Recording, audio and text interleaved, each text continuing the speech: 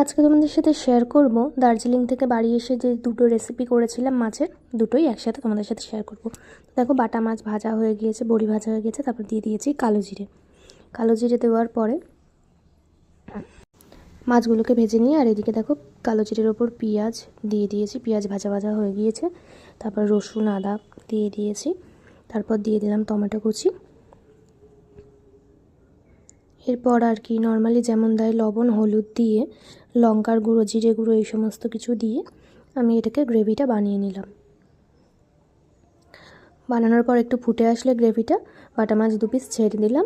তারপর এই সাইডে দেখো আমি লম্বা লম্বা করে আলু কেটে নিয়ে আলুগুলোকে কিন্তু ভেজে নিই। এটা সর্ষে বাটা দিয়ে বাটা মাছ হবে আর কুমড়ো শাকের ডাঁটা দিয়ে মাছের ঝোল।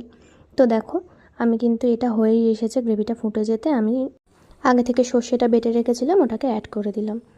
এরপর অল্প একটু ফুটিয়ে আমি নামিয়ে নেব।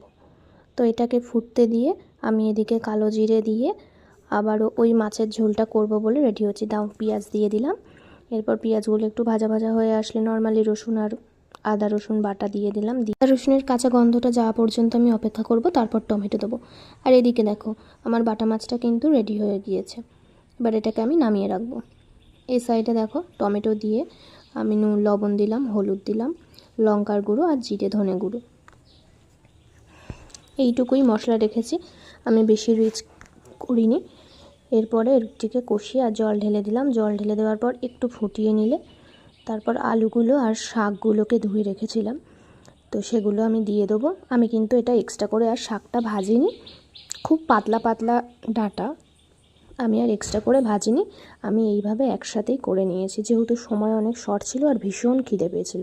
না এবার আমি চাপা দিয়ে দিলাম। দেওয়ার পর জলটা শাকের যে জলটা শুকিয়ে আসলে খুলে আবার জল ঢেলে দিলাম।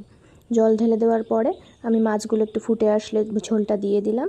দেওয়ার পরে দেখো আমি গরম মশলা দিয়ে নামিয়ে নিয়েছি।